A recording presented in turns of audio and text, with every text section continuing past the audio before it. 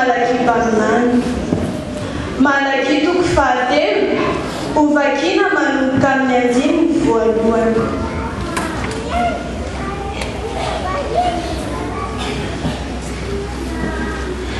Indro aniraka ny hirako aho, ary izy nanamboatra lalana eo alohako. Ary ny tompo izay tadiavinareo dia ho avy tampoka ho eo an-tembolony. Ary ny anjely mifanekena izay irinareo dia indro tany izy hoy Jehova tompony maro. Nefa iza no mahatanty ny andro iaviny, ary iza no mahajanona raha miseho izy. Fa izy dia tahaka ny afon'ny mpandrendrika sy ny savony mpanasalama. Ary petraka andrendrika sy anadio volafotsy izy. Eny, anadio ny taranak'levy izy sy andrendrika azy toy ny fandrendrika volamena sy volafotsy. Ka dia ho an'i Jehova ireny ho mpanatitra fanatitra ampahamarinana. Dia ho mamy Jehova mifanatitry ny Joda sy Jerosalema toy ny tamin'ny andro fahiny sy toy ny tamin'ny taona taloha. Ary anatonanareo fizarana ka ho vavolombelona faingana anameloka ny mpanana ody sy ny mpitsangajanga sy ny mpiainy antsito sy ny mpampahoro ny mpikarama amin'ny karamany mba mitondra tena sy ny gamboty ary izay mampahoro ny fahiny. Fa tsy matahotra izy hoy Jehova tompony maro. Fa izao Jehova dia tsy miova, ary ianareo taranak'i Jakoba dia tsy fongana. Hatramin'ny andron'ny razanareo dia efa niala tamin'ny didika ianareo ka tsy mitandrina azy. Miverenamiko dia mba hiverina ho aminareo kosa hoy Jehova tompony maro. Nefa hoy ianareo, ahoana azy no fiverinareo? Hotohizana ao amin'ny fanekena vaovao, boky mitantara ny asan'ny apôstôly. Asan'ny apôstôly toko faha-efatra ambin'ny folo, ovakina manomboka amin'ny andimy voalohany.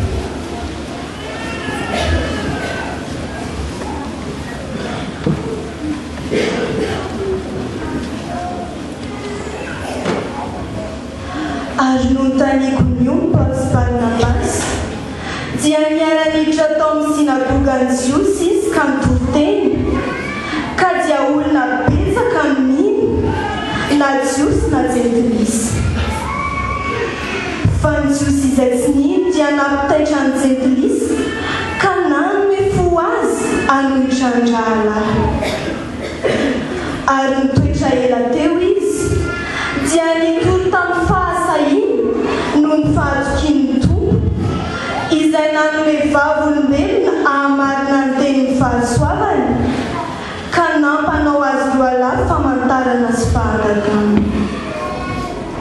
Fa ny vahoaka tao an-tanàna ny saratsaina, ny sasany momba ny Jiosy, fa ny sasany kosa momba ny apôstôly. Ary raha indray tetika nisy ratsy sy torabato azy ny Jentilisa sy ny Jiosy mba miloholo ka fantany izany, dia nandositra nakany Listra sy Derbe tanànan'ny Likaonia mba amin'ny tany manodidina izy, dia nitoro ny filazantsara-tany. Ary nisy lehilahy anankiray nipetraka tany Listra, naleha nitongotra hatrany an-kibon-dreny ka tsy afaka nanindry. Izy narehan'ny Paoly nitory-teny, ary Paoly no nibanjina azy mafy ka nahita fa nanam-ponona hositrany io, dia niteny tamin'ny feo mahery hoe mijoroa ny tongotrao.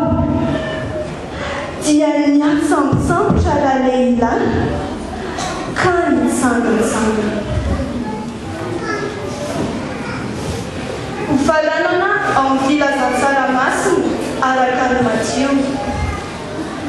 Matthieu toko faefatra amby roapolo ho vakiana manomboka amin'ny andininy voalohany.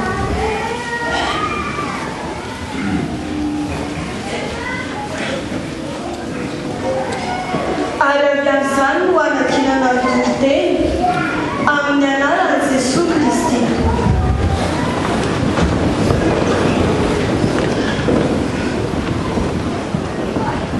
Ary no niala teo ankianjany temboly Jesosy dia lasa nandeha. Ary ny mpianany nanatona azy ampizaha azy ny rafitry ny temboly.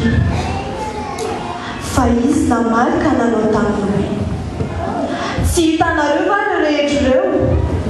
Lazaiko aminareo marina tokoa, tsy avela izy vato hifanoko eto ka tsy horavana. Ary nipetraka teo an-tendrombohitra Oliva izy dia nanatona azy maningina ny mpianany ka nanao hoe: lazao aminay izay andro ahatongavan'izany, ary izay ho famantarana ny fiavianao sy ny fahataperan'izao tontolo izao. Ary Jesosy namaly ka nanao taminy hoe: mitandremo, fandrao izy hamitaka anareo. Fa maro no ho avy amin'ny anarako hanao hoe: izao Kristy, ka maro no voafitany. Ary andre ady tsy filazana azy ianareo, koa mitandremo, aza matahotra. Fa tsy maintsy ho tonga izany, nefa tsy mbola tonga ny farany. Fa izy firenena hitsangana amin'ny firenena, ary izy fanjakana hitsangana amin'ny fanjakana, ary izy mosary sy horohorontany amin'ny tany samihafa. Fa izany rehetra izany no fiandohan'ny fahoriana. Ary dia atolony ho amin'ny fahoriana ianareo ka ho vonoina. Ary ho alan'ny firenena rehetra ianareo noho ny anarako.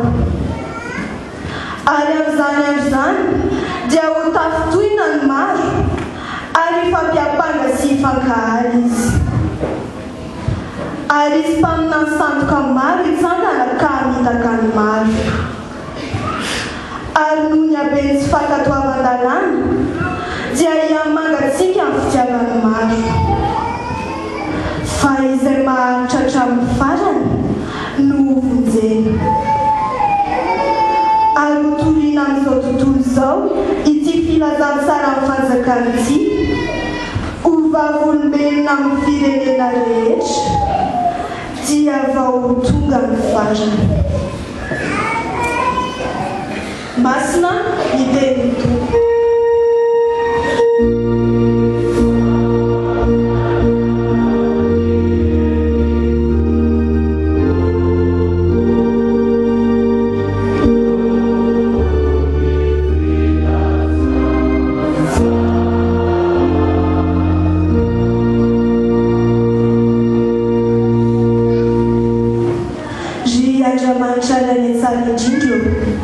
Mbola misaotra anao izahay fa mbola afaka namaky sy niaino ny teninao indray. Ny teninao izay manambara aminay nianatra ao farany, satria efa miseho daholo ny famantarana ka mila maharitra izahay. Mangataka mifanahinao masina izahay mba hirotsaka amin'ny mpanomponao izay hitondra ny hafatrao, ary ihany koa aminay vahoakanao tsirairay avy mba handraisanay izany. Amin'ny anaran'i Jesosy Kristy no hanaovanay izany vavaka izany. Amen.